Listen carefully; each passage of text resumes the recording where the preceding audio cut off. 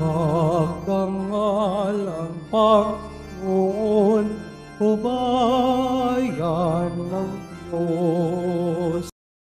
Awit kang nagsasaya sa Panginoon. Lapitan siya't paglingkuran ng may kasayahan.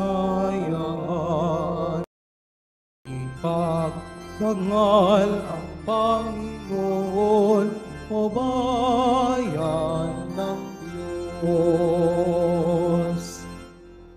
Sa ngalan ng Ama at ng Anak at ng Espiritu Santo, Amen. ang pagpapala ng ating Panginoong Jesucristo, ang pag-ibig ng Diyos Ama at ang pakikipagkaisa ng Espiritu Santo naway sumainyong lahat. At sumaiyo rin. Mga kapatid kay Kristo at mga katiboto, muli tayo po ay tinipon ng ating Nuestro Padre, Jesus Nazareno, bilang kaanib ng angka ng Diyos. Tinipon niya ang bawat isa sa atin sapagkat mahal niya tayo. Kaya dumulog po tayo sa ating maawaing Panginoon na nagpapatawad ng lubos. Inaamin ko sa makapangyarihang Diyos At sa inyo mga kapatid, na luba akong nagkasala sa isip, sa salita, sa gawa, at sa aking pagkukulang. Kaya isinasamo ko sa mahal na Birheng Maria, sa lahat ng mga anghel at mga banal, at sa inyo mga kapatid, na ako'y ipanalangin sa ating Panginoong Diyos. Kaawaan tayo ng makapangyarihang Diyos, patawarin tayo sa ating mga kasalanan at patnubayan tayo sa buhay na walang hanggan. Amen.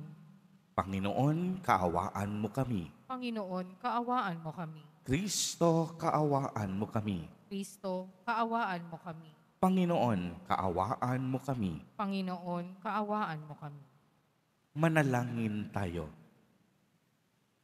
Ama naming makapangyarihan, ipakita mo ang iyong paglingap sa iyong pag-antig sa aming kalooban upang ang pangmunga ng gawain mo sa amin ay aming mapakinabangan at ang mapagpagaling mong katapatan ay aming mapangatawanan sa pamamagitan ni Jesucristo kasama ng Espiritu Santo magpa sa walang hanggan. Amen. Magsiupo muna ang lahat.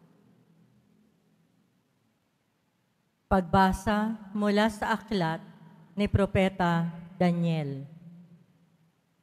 Noong mga araw na iyon, sinabi ni Daniel kay Nabucodonosor, "Mahal na hari, ang napanaginip ninyo ay isang malaki at nakasisilaw na rebulto. Nakatayo ito sa harap ninyo at nakatatakot tignan. Ang ulo nito ay dalisay na ginto, pilak ang dibdib at mga bisi, tanso ang tiyan at mga hita. Ang mga binti at mga paa ay bakal at luwad. Habang ito'y tinitignan ninyo, may batong natipak sa bundok. Bumagsak sa mga paa ng rebulto at nadurog ang mga paa. Pagkatapos, nadurog ding lahat ang bakal, luwad, tanso, pilak at ginto. Ano pat naging parang ipa. Tinangay ito ng hangin at walang naiwan kahit bakas. Samantala ang tipak na batong bumagsak dito ay naging isang napakalaking bundok na pumuno sa buong daigdig. Mahal na hari, iyan po ang inyong panaginip at narito naman ang kahulugan. Kayo ay pinagkalooban ng Diyos ng kaharian, pinuspos ng kapangyarihan, kapamahalaan at karangalan. Niloob ng Diyos na masakop ninyo ang lahat ng tao, hayop at ibon sa lahat ng dako. Kayo ang katumbas ng ulong ginto. Ang susunod sa inyo ay ikalawang kaharian, ngunit mahina kaysa sa inyo. Pagkatapos, lilitaw ang pangatlong kaharian na sinasagisag ng tanso at sasakupin nito ang mga naunang kaharian. Ang pang-apat na kaharian ay sintigas ng bakal. Katulad ng nagagawa ng bakal, dudurugin ng kahariang ito ang buong daigdig.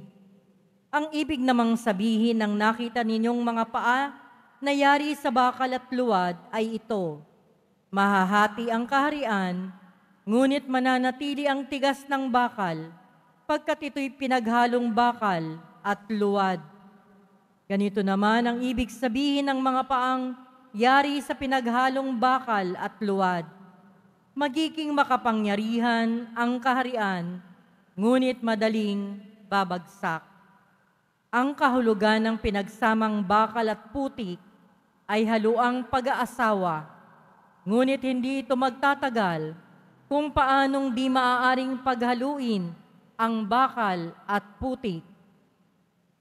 Sa panahon ng mga haring yaon, ang Diyos ay magtitindig ng isang kahariang hindi maibabagsak kailanman, ni masasakop, ni numan. Dudurugin ito at ganap na wawasakin ang iba pang kaharian. Ano pat hindi makababangon ang mga iyon kahit kailan.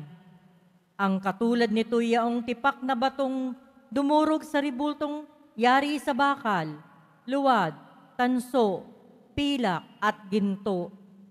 Mahal na hari, ang mangyayari sa hinaharap ay pinaalam na sa inyo ng dakilang Diyos. Iyan po ang inyong panaginip at ang kanyang kahulugan. Ang salita ng Diyos. Salamat sa Diyos. Dakilait papurihan ang poon magpakailanman. Dakilait papurihan ang poon magpakailanman. Purihin ninyo ang Panginoon, kayong lahat ng mga nilikha. Awitan siya ng papuri at dakilain magpakailanman. Dakilait papurihan ang poon magpakailanman. Purihin ninyo ang Panginoon, kayong lahat mga anghel ng Panginoon. Awitan siya ng papuri at dakilain magpakailanman. Dakilait papurihan ang poon magpakailanman. Purihin ninyo ang Panginoon, kayong lahat mga kalangitan. Awitan siya ng papuri at dakilain magpakailanman. Dakilait papurihan ang poon magpakailanman. Purihin ninyo ang Panginoon, kayong lahat mga tubig sa ibabaw ng langit. Awitan siya ng papuri at dakilain magpakailanman. Dakilait papurihan ang poon magpakailanman. Purihin ninyo ang Panginoon, kayong lahat na bumubuo ng kanyang hukbo.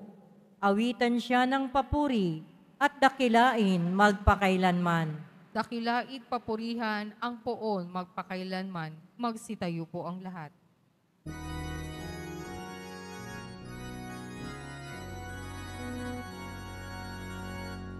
Hallelujah, Hallelujah, Hallelujah, Hallelujah.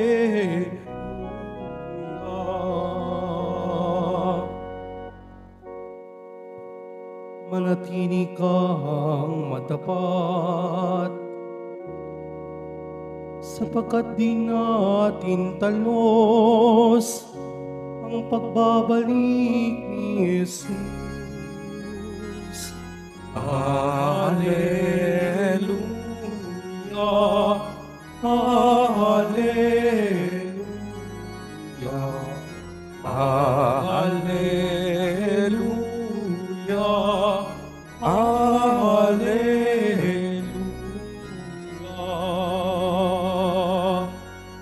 Sumainyo ang Panginoon. At sumaiyo rin. Ang mabuting balita ng Panginoon ayon kay San Lucas. Papuri sa iyo, Panginoon.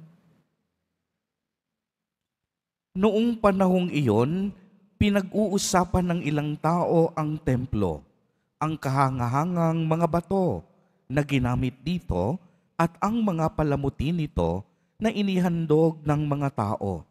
Kaya't sinabi ni Jesus, darating ang panahong lahat ng nakikita ninyong iyan ay iguguho. Walang batong ititira sa ibabaw ng kapwa bato. Tinanong nila si Jesus, Guro, kailan po ito mangyayari? At ano ang magiging palatandaan na ito'y magaganap na?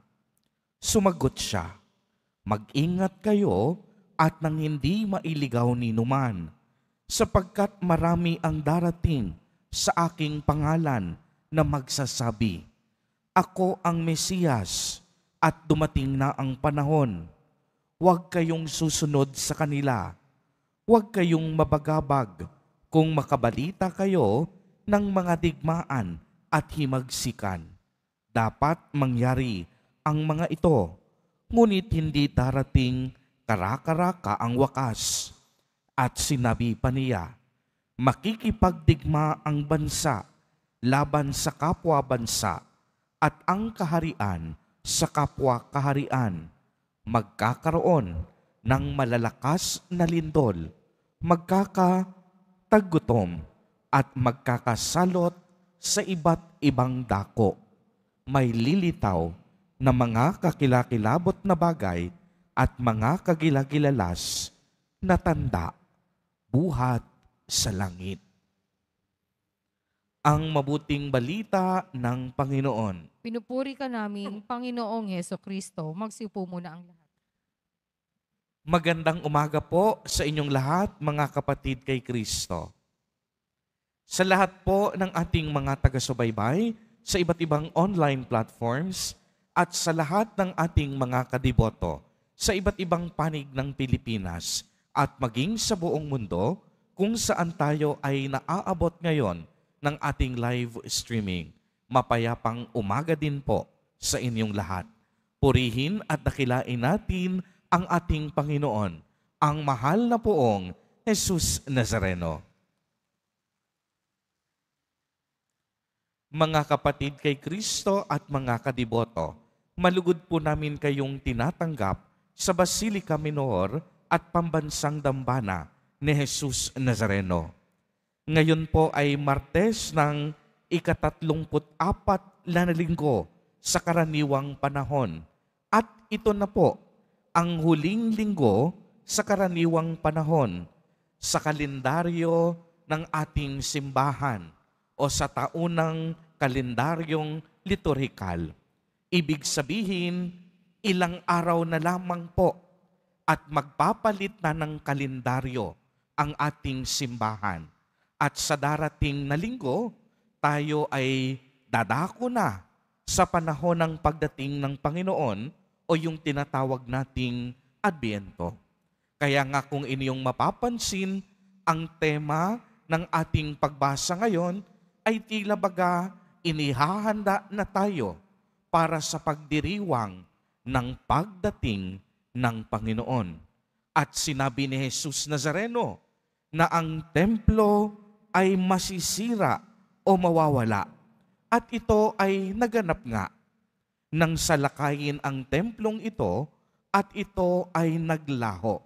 At hindi lamang yon, binigyan tayo ni Jesus Nazareno ng mga bagay na dapat nating taglayin habang tayo ay naghahanda. Una na dito, sinabi sa atin, ang iba yung pag-iingat. Mag-ingat tayo sa mga taong ililigaw tayo sa maling direksyon. Anong sabi ni Jesus Nazareno sa Ebanghelyo? Marami ang magpapanggap na sila ang Mesiyas at maraming magsasabing dumating na ang paghahari ng Diyos. Ngunit anong sabi ni Jesus Nazareno? Maging matalino tayo sapagkat walang ibang Mesiyas na darating kung hindi si Jesus Nazareno. Siguro narinig at naramdaman ninyo, nakakita kayo, napanood ninyo sa social media na maraming nagsasabi na sila ang Mesiyas, na sila ang anak ng Diyos. At ang mga ito, anong sabi ni Jesus Nazareno? Maging matalino kayo. dahil ililigaw kayo ng mga taong ito patungo sa kaharian ng Diyos. At sinabi pa ni Jesus Nazareno ang ilang mga palatandaan upang tayo ay magkaroon ng lubos na pangunawa na malapit na ang pagdating ng Panginoon. Sinabi niya, magkakaroon ng mga digmaan, magkakaroon ng mga alitan ang bansa sa kapwa-bansa, magkakaroon ng matinding paglindol, ng pagkagutom, magkakaroon ng mga salot sa lipunan, at gayon din ng mga kagilagilalas na tanda na mula sa langit. Pero anong bilin ni Jesus Nazareno? Huwag tayong matatakot at huwag tayong mababagabag dahil ang mga ito ay pawang tanda na malapit na ang pagdating ni Jesus Nazareno. Kaya nga magandang suriin natin ang ating mga sarili para sa darating na linggo, sa bagong araw, sa lituryang pangkalendaryo ng ating simbahan, na kamusta ang nagdaang isang taon? Nanatili ba tayong tapat sa salita ng Diyos? Nanatili ba tayong nagpapahalaga sa mga turo ni Jesus Nazareno? Patuloy ba tayong umaasa at naghihintay sa kaniyang muling pagbabalik? Mga kapatid, si Jesus Nazareno unang dumating sa kasaysayan ng mundo noong siya'y isinilang. 2,000 taon nang mahigit ang nagdaan. At ang pangako ni Jesus, bago siya umakyat sa langit, siya ay muling magbabalik. At yan ang ating inaabangan, ang muling pagdating ni Jesus Nazareno na siyang bubuo at kukumplento sa tunay na kaharian at paghahari ng Diyos, na kung saan ang tanging maghahari ay ang kapayapaan, ang pagmamahal at katarungan ng Diyos. Kaya nga kung inyong mapapansin, anong sinabi sa ating salmong tugunan? Dakila't papurihan ang puon magpakailanman. Tunay ngang simula pa lamang ng paglikha ng Diyos sa sandaigdigan, ang Diyos ay tunay ng dakila. Sa muling pagbabalik ni Jesus Nazareno, ipadadama niyang muli sa atin ang kadakilaan ng Diyos Ama. Kaya nga, habang tayo ay nananabik sa kaniyang muling pagdating, ang ating tugon sa kaniyang kagandahang loob ay pagpapahalaga sa kaniyang kadakilaan at kabutihang walang hanggan. Kaya nga, sa bawat araw ng ating buhay, naway iisa lamang ang maging pintig at tugon ng ating mga puso. Dakilait papurihan ang poon magpakailanman. Amen. Purihin at dakilain natin ang ating Panginoon, ang mahal na poong Jesus Nazareno. Magsitayo po ang lahat.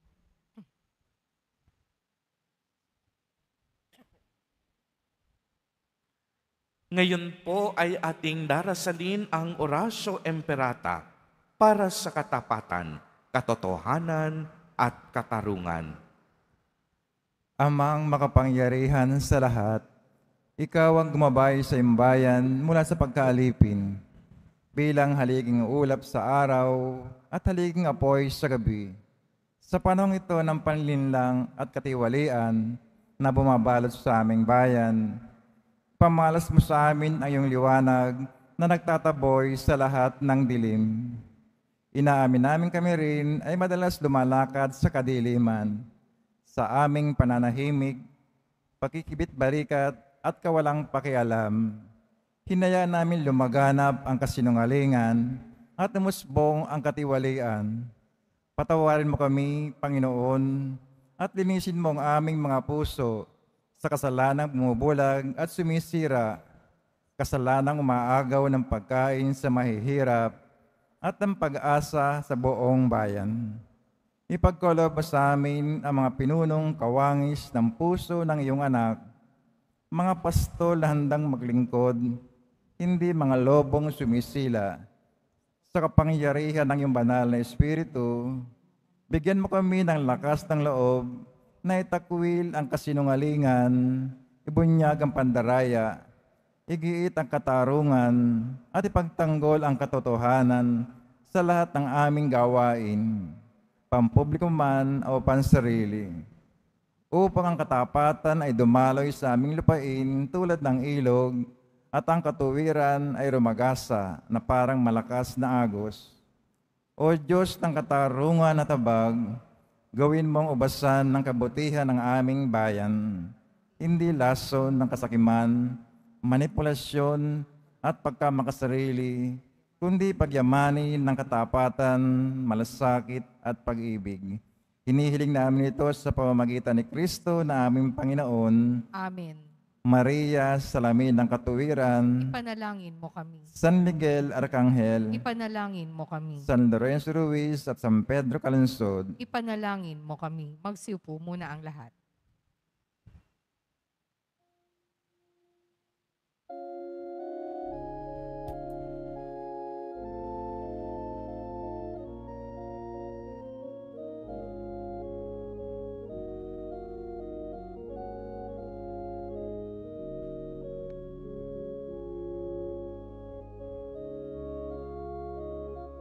Apay ng langit,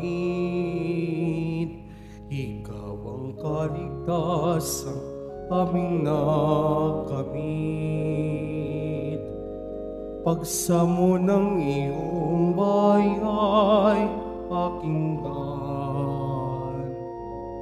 maging marapat na ika'y pagsaluhan.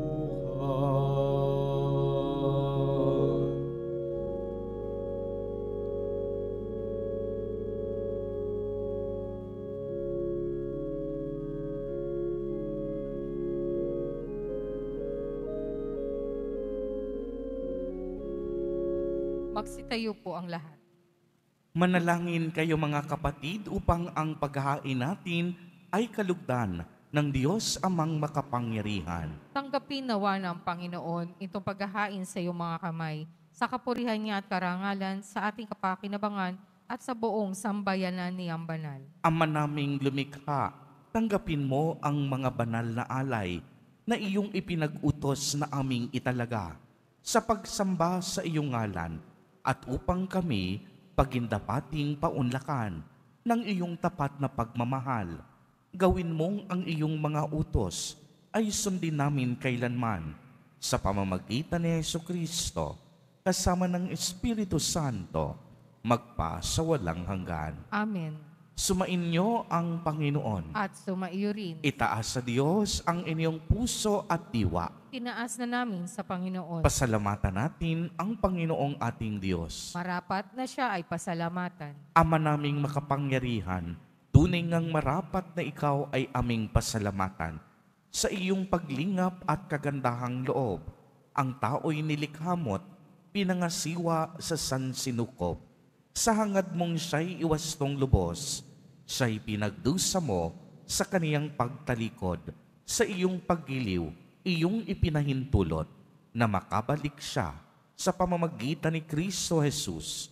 Kaya kaisa ng mga anghel na nagsisiawit ng papuri sa iyo nang walang humpay sa kalangitan, kami nagbubuni sa iyong kadakilaan. Santo, Santo, Santo, Panginoon Diyos ng mga hukbo, napupuno ang langit at lupa ng kadakilaan mo, o sana sa kaitaasan. Pinagpala ang naparirito sa ngalan ng Panginoon, o sana sa kaitaasan. Magsiluhod po ang lahat.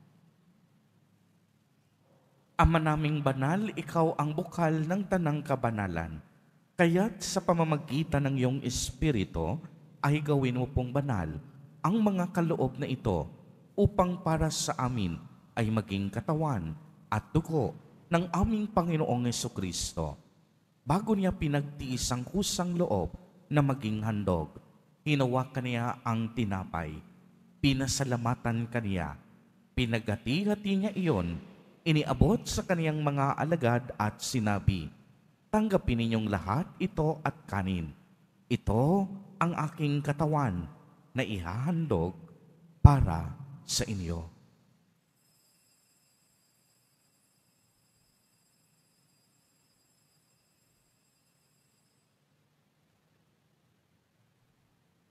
Gayon din naman noong matapos ang hapunan, hinawakan niya ang kalis. Muli kaniyang pinasalamatan. Iniabot niya ang kalis sa kaniyang mga alagad at sinabi, "Tanggapin ninyong lahat ito at inumin. Ito ang kalis ng aking dugo, ng bago at walang hanggang tipan, ang aking dugo na ibubuhos para sa inyo at para sa lahat sa ikapagpapatawad ng mga kasalanan. Gawin ninyo ito sa pag-alaala sa akin."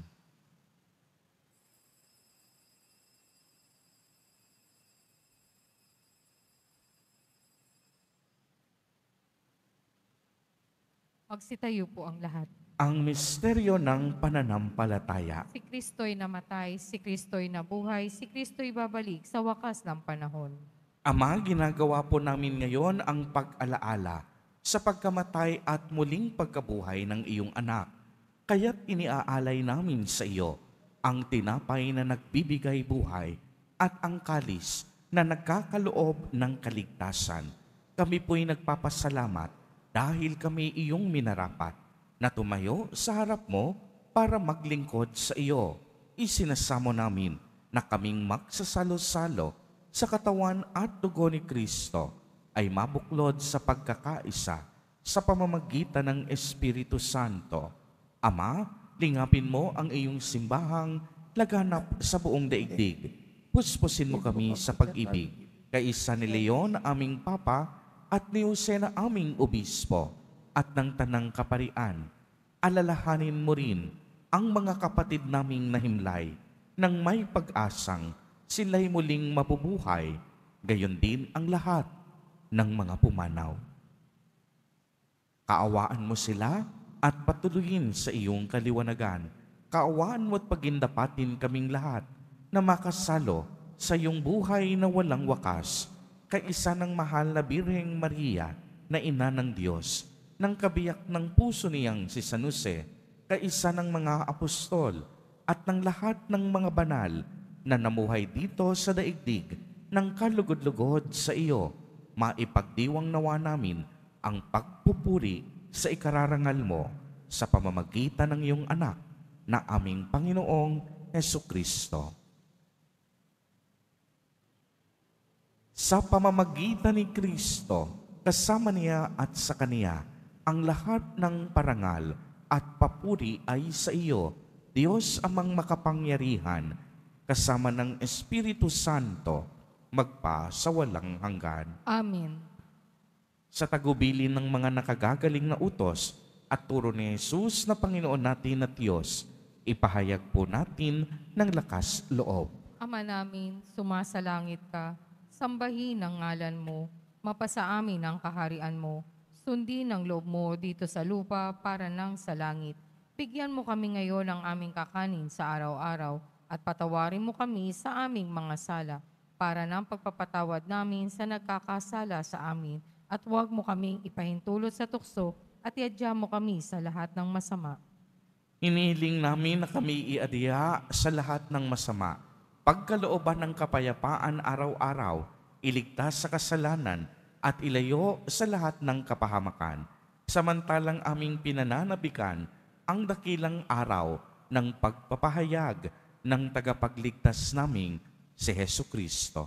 Sapagkat iyo ang kaharian at ang kapangyarihan at ang kapurihan magpakailanman. Amen. Panginoong Hesukristo, sinabi mo sa iyong mga apostol, "Kapayapaan ang iniiwan ko sa inyo. Ang aking kapayapaan ang ibinibigay ko sa inyo. Tungayan mo ang aming pananampalataya at huwag ang aming mga pagkakasala. Pagkalooban mo po kami ng kapayapaan at pagkakaisa ayon sa iyong kalooban, kasama ng Espiritu Santo, magpa sa walang hanggan. Amen. Ang kapayapaan ng Panginoon ay laging sumainyo. At sumayo rin. Magbigayan po tayo ng kapayapaan sa isa't isa. Kordero ng Diyos na nag-aalis ng mga kasalanan ng sanlibutan, maawa ka sa amin. Kordero ng Diyos na nag-aalis ng mga kasalanan ng sanlibutan, maawa ka sa amin. Kordero ng Diyos na nag-aalis ng mga kasalanan ng sanlibutan, ipagkaloob mo sa amin ang iyong kapayapaan. Magsilud po ang lahat. Ito ang kordero ng Diyos. Ito ang nag-aalis ng mga kasalanan ng sanlibutan. Mapalad ang inaanyayahan sa kaniyang piging. Panginoon, hindi ako karapat-dapat na magpatuloy sa iyo, ngunit sa isang salita mo lamang ay gagaling na ako.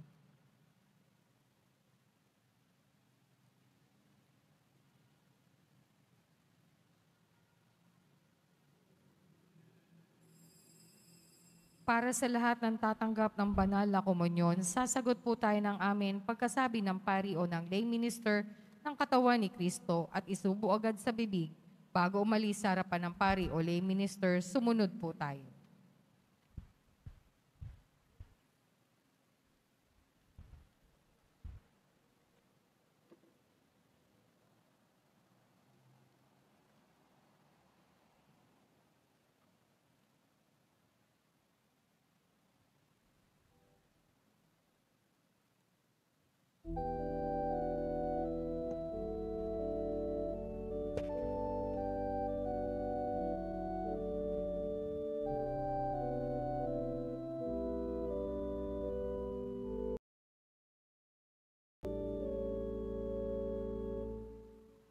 You are my hope and my strength.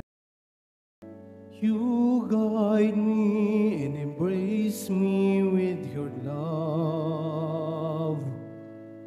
You gave your life, save me from sins. Jesus, my Savior, my Lord. I will proclaim that you are my God, the God of mercy, giver of love. I will submit my life to you, to serve you with all of my heart. You are my hope and my strength. You guide me and embrace me with your love.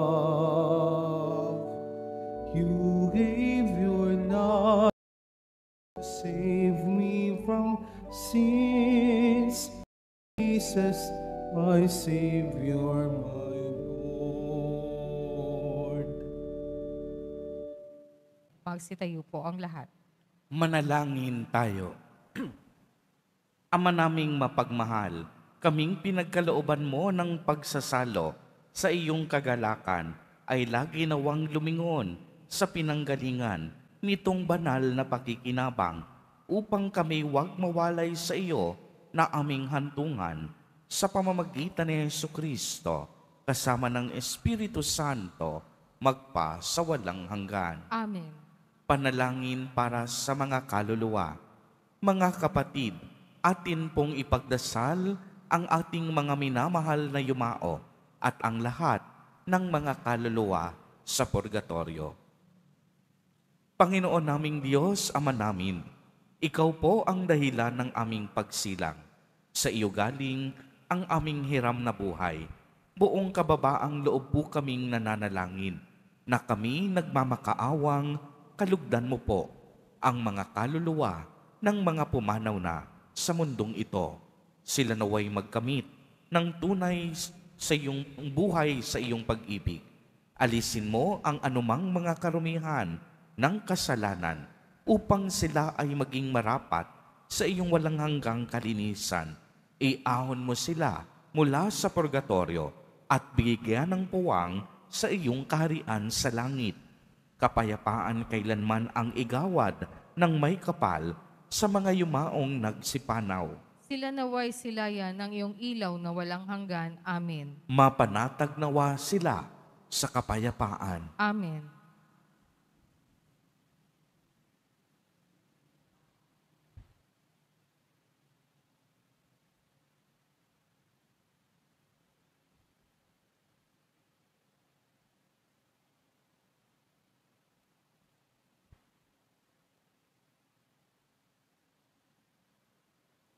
Sumainyo ang Panginoon. At sumaiyo rin. Mahal na poong Jesus Nazareno, inihayag mo sa pamamagitan ng krus ang walang maliw na pag-ibig ng Diyos sa sangkatauhan.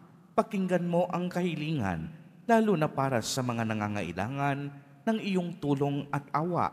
Makamtanawa namin ang iyong kasagutan na may utang na loob na tinatanaw. Basbasan din po ninyo itong mga panyo, emahe at dasalan upang lalo kaming manalangin at magtiwala. Sa pamamagitan ng bendisyon na ito, naway lalo kaming maging mapaglingkod, masunurin at tapat sa iyo na aming maluwalhating Panginoon, magpa sa walang hanggan. Amen. At pagpalain po kayong lahat at ng inyong buong pamilya ng makapangyarihang Diyos, Ama, Anak, at Espiritu Santo. Amen. Pumayo kayong taglay ang pag-ibig at kapayapaan ng poong Jesus Nazareno. Salamat sa Diyos.